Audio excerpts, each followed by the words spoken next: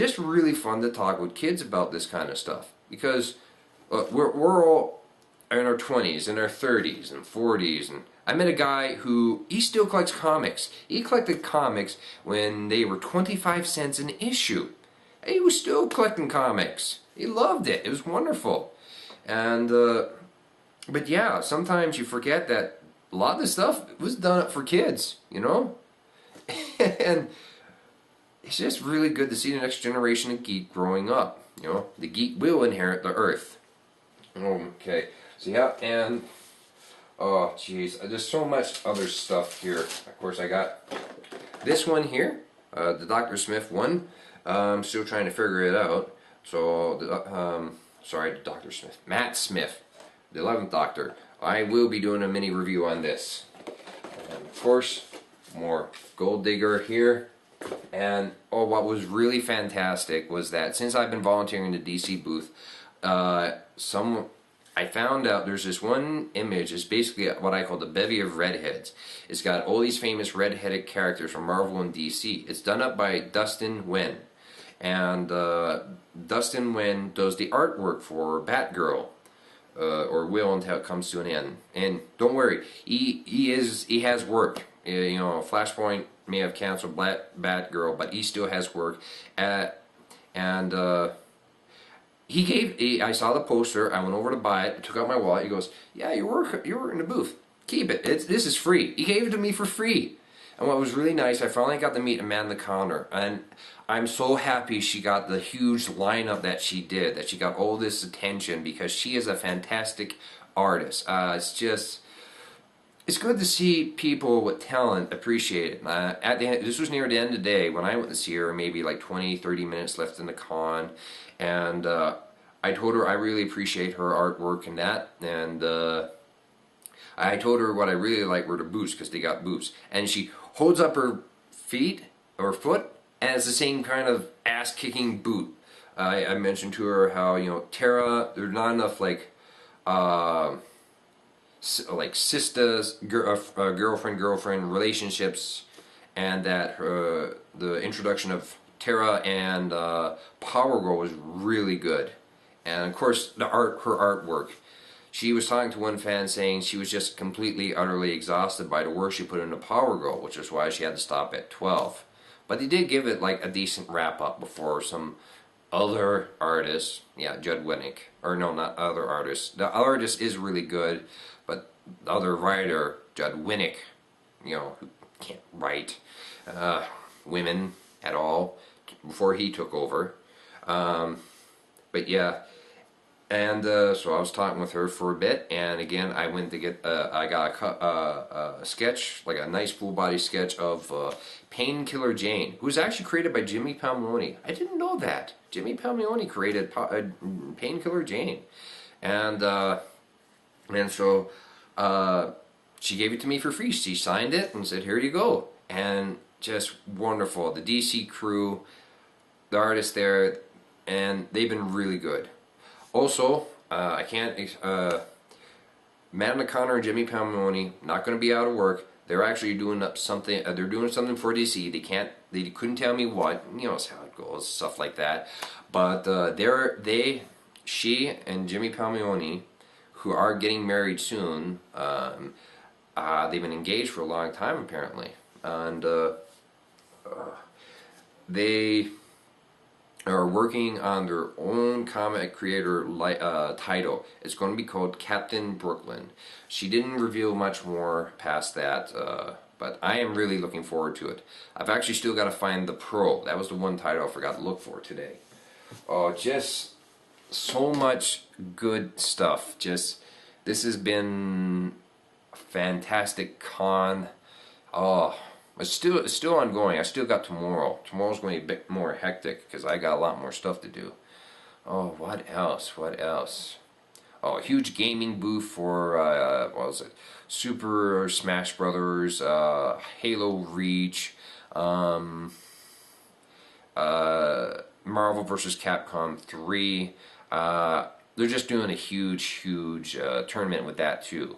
I missed out on the DC Flashpoint panel because I was going around doing my own thing and everything. Again, you know, if Jolt Studios ever does get bigger and I actually have a crew of minions of my own, they'll be able to go off and do different things. And Calgary Expo, it's a really sizable expo, or sorry, convention. It's oh yeah, it's fantastic. If also, I got something else. This was something that he gave me at the Red Skull comic shop. So yeah, it's a HeroClix Hal Jordan Green Lantern classic, looks like, according to his costume. One of my LJ friends, you're getting this as soon as the lockdown on Canada Post comes out. I'm really sorry, guys. I will get this to you. It will get to you. I just gotta wait for that to get all fixed up. It's going to be fun. And of course, these model kits are so hard to get. Man, Super Wars Original Generation. This is a posable model kit. So it's a model kit you put together, and it's posable. And I got this one here. Another really good thing. Usually you can only find these in Japan. I got a good price for them. So lots more stuff. Oh wow, I'm going to see what else I can do tomorrow. I met Christopher Judge from Tilk. He's so warm, so just nice and pleasant and just wonderful. I told him the thing I really loved about him on Stargate was his how he provided a really wonderful contrast, just deadpan throughout everything. And I asked him what he was doing now, and he said, being a father. He said he just enjoys, coming home and being with his kids and just being a father, and that's really cool. I really like that. That's pretty awesome. Although I do hope he does get more acting work. Got bills to pay. Dude has bills to pay and kids to raise.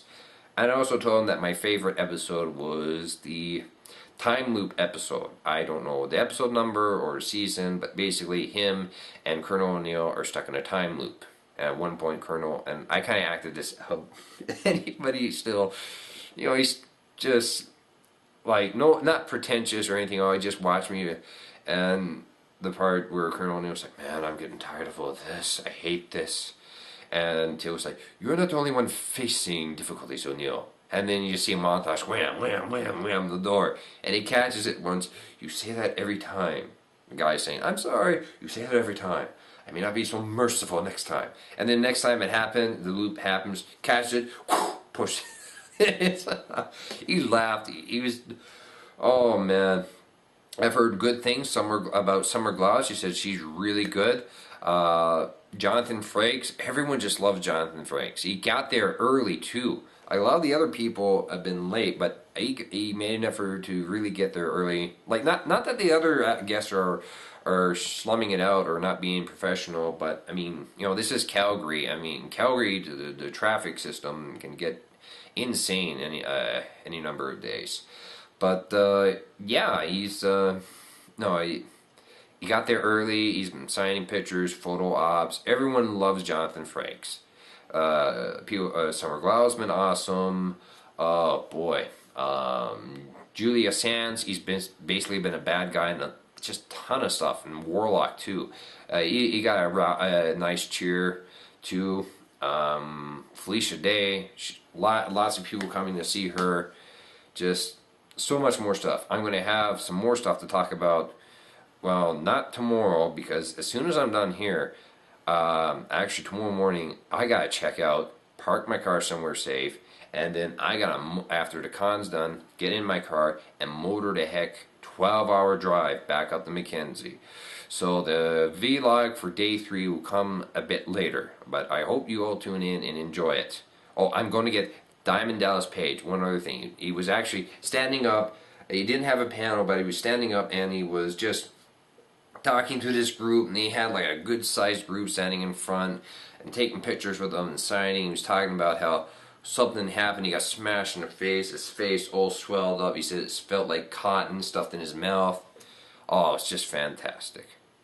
Well, I'm going to get some more stuff later on. Thanks for tuning in. This is Triple J signing off.